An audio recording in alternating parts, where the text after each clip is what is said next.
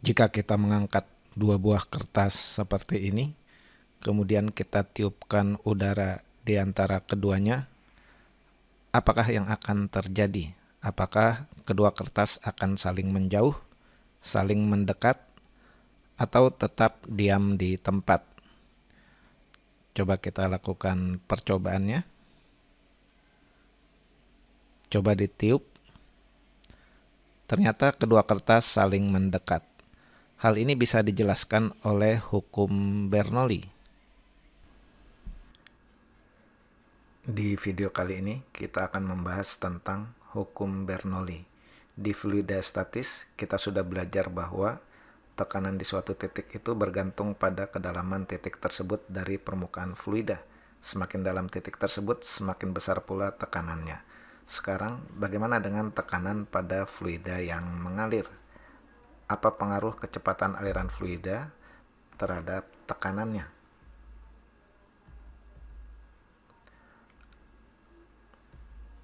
Jika kecepatan aliran fluida diperbesar, apakah tekanannya bertambah besar, bertambah kecil, atau sama saja? Hal inilah yang diselidiki oleh fisikawan berkebangsaan Swiss yang bernama Daniel Bernoulli, yang akan dijelaskan berikut ini. Misalkan ada fluida yang mengalir melewati pipa yang bentuknya seperti ini. Pertanyaannya, bagaimana dengan perbandingan tekanan di titik 1, titik 2, dan titik 3? Kita tahu bahwa berdasarkan hukum kontinuitas, semakin besar luas penampang pipa, maka kecepatan aliran fluidanya semakin kecil. Maka bisa kita tuliskan di sini bahwa V1 lebih kecil dari V3 dan V3 lebih kecil dari V2. Jadi kecepatan aliran fluida di titik 1 paling kecil dan di titik 2 paling besar. Pertanyaannya, bagaimana dengan tekanannya? Di titik mana yang tekanannya paling besar dan mana yang paling kecil? Nah, Bernoulli mencoba menjawab pertanyaan ini dengan cara membuat pipa terbuka di atas ketiga titik ini, seperti ini.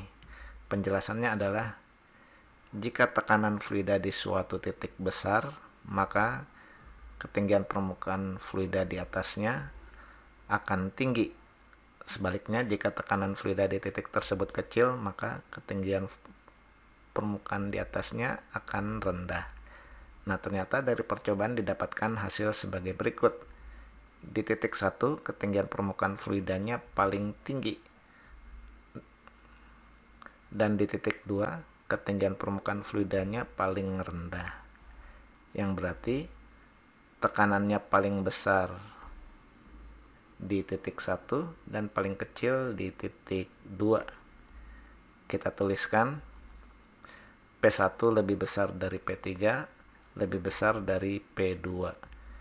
Dari sini bisa kita simpulkan bahwa tekanan yang timbul pada fluida yang mengalir itu berkebalikan dengan kecepatan aliran fluidanya. Semakin besar kecepatan aliran fluidanya, semakin kecil tekanannya. Hal inilah yang dirumuskan oleh Bernoulli lewat hukumnya yang berbunyi, pada suatu aliran fluida, tekanan di suatu titik semakin kecil jika kecepatan aliran fluida di titik tersebut semakin besar. Inilah yang dikenal sebagai hukum Bernoulli.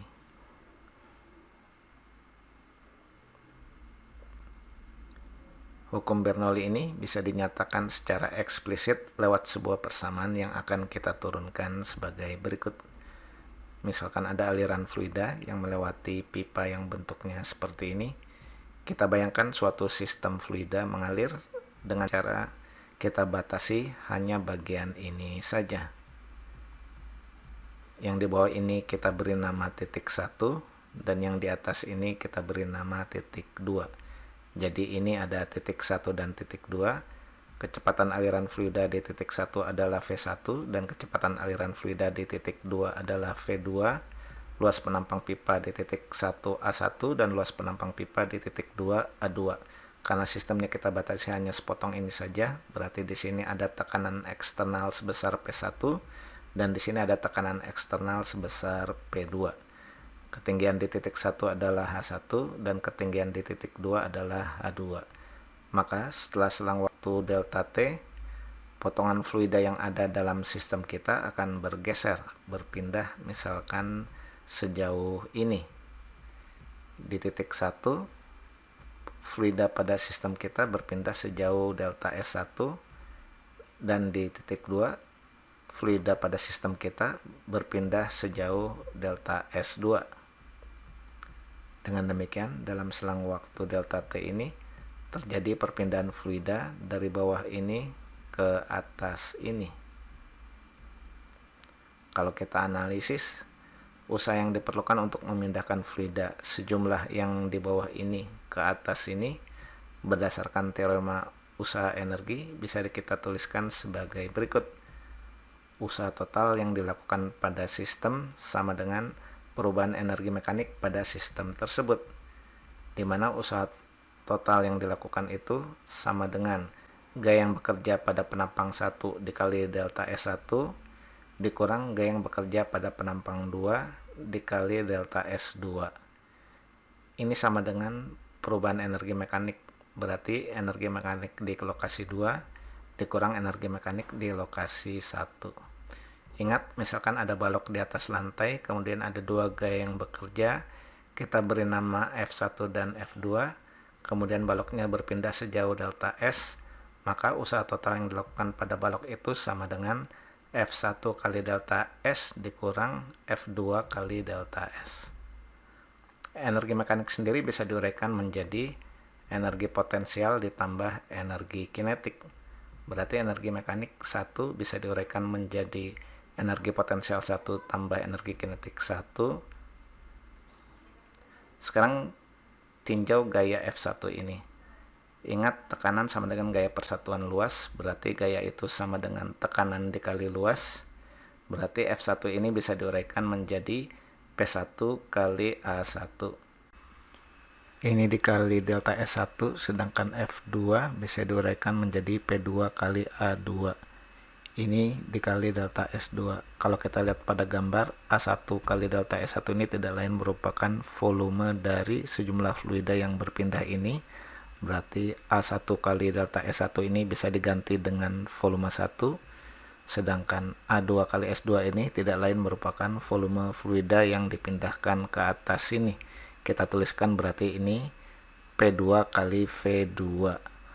Untuk ruas sebelah kanan sama dengan, kita tahu bahwa energi potensial itu sama dengan mgh dan energi kinetik itu sama dengan setengah mv kuadrat. Berarti ini kita tuliskan mgh2 tambah setengah mv2 kuadrat dikurang mgh1 tambah setengah mv1 kuadrat. Ingat, V kecil ini adalah kecepatan, sedangkan V besar ini adalah volume. Berdasarkan hukum kontinuitas yang menyatakan bahwa volume fluida yang masuk ke sistem harus sama dengan volume yang keluar, maka bisa kita simpulkan bahwa V1 ini sama dengan V2. Kita sebut sebagai V besar saja. Nah, kalau semua suku kita bagi dengan V besar, semuanya kita bagi dengan volume seperti ini, maka akan kita dapatkan hasil sebagai berikut.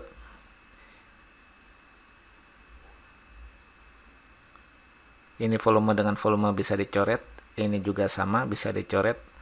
Massa dibagi volume itu sama dengan massa jenis. Ingat, massa jenis itu sama dengan massa per volume. Ini juga massa dibagi volume sama dengan massa jenis. Massa jenisnya fluida. Ini juga dan ini juga. Dengan demikian bisa kita tuliskan lagi P1 min P2 sama dengan rho GH2 tambah setengah rho V2 kuadrat dikurang rho GH1 tambah setengah rho V1 kuadrat. Kalau P2 kita pindahkan ke kanan dan rho GH1 tambah setengah rho V1 kuadrat kita pindahkan ke kiri, maka persamaannya bisa dituliskan sebagai P1 tambah rho GH1 tambah setengah rho V1 kuadrat sama dengan P2 tambah rho GH2 tambah setengah rho V2 kuadrat. Persamaan inilah yang dikenal sebagai persamaan Bernoulli. persamaan ini bisa kita tuliskan dalam bentuk lain. Karena P1 tambah rho GH1 tambah setengah rho V1 kuadrat sama dengan P2 tambah rho GH2 tambah setengah rho V2 kuadrat, berarti P tambah rho GH tambah setengah rho V kuadrat ini sama dengan konstan. Ingat, P adalah tekanan di suatu titik pada fluida bergerak, rho adalah massa jenis fluidanya, H adalah ketinggian titik tersebut, dan V kecil ini adalah kecepatan aliran fluida di titik tersebut. Nah, persamaan ini konsisten dengan hukum Bernoulli, di mana bisa kita lihat jika kecepatan aliran fluidanya naik, maka tekanannya akan turun, supaya menghasilkan nilai yang konstan. Sekarang coba kita analisis percobaan yang dilakukan di awal tadi. Sebelum udara ditiupkan, maka tekanan yang ada di luar maupun di antara kertas ini sama, yaitu sama-sama merupakan tekanan atmosfer atau tekanan udara luar. Nah, ketika udara ditiupkan di antara kedua kertas ini akan membuat tekanan di antara kedua kertas ini akan turun sesuai dengan hukum Bernoulli yang menyatakan bahwa ketika kelajuan aliran fluida meningkat, maka tekanannya akan menjadi turun. Nah, sehingga ketika udara ditiupkan di antara kedua kertas ini, tekanannya menjadi berkurang.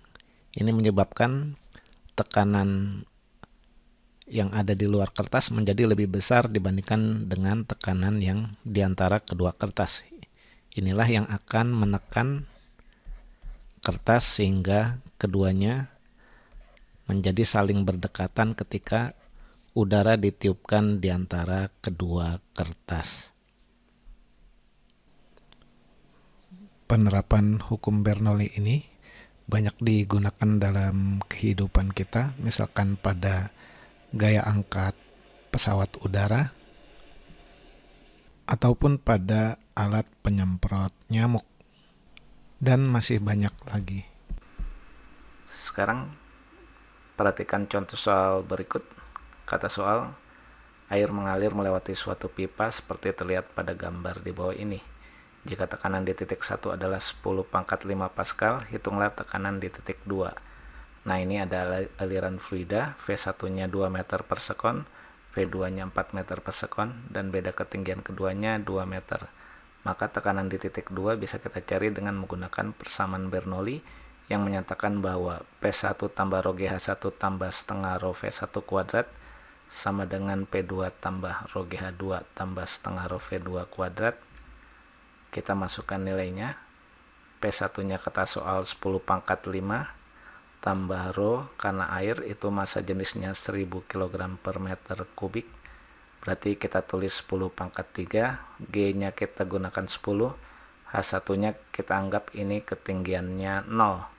Berarti ini 0 tambah setengah rho-nya 10⁵, V1 kuadratnya 2 kuadrat sama dengan P2 tambah rho-nya 10⁵, G-nya 10, H2-nya kata soal 2, tambah setengah rho-nya 10⁵, V2-nya kata soal sama dengan 4 dikuadratkan. Kalau kita hitung,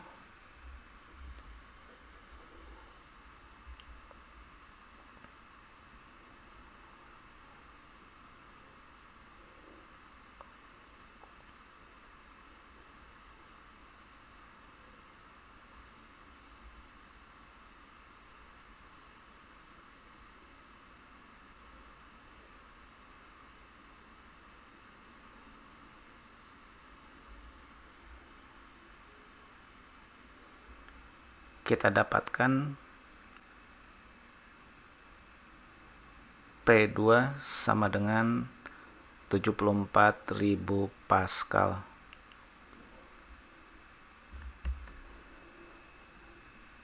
Sekarang sebagai latihan, coba kerjakan 2 soal berikut.